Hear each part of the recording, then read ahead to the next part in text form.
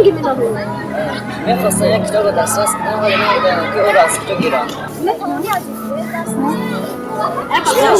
با آسانی یا اینکه با کتابخانه نقطه چجایی در آمده از آنجا پیدا کنی. پس تو با من یادم می‌رسه که آن را دسترس کنم. البته دوستان از این پس تو هم می‌توانی کتاب‌های لازمت رو پیدا کنی.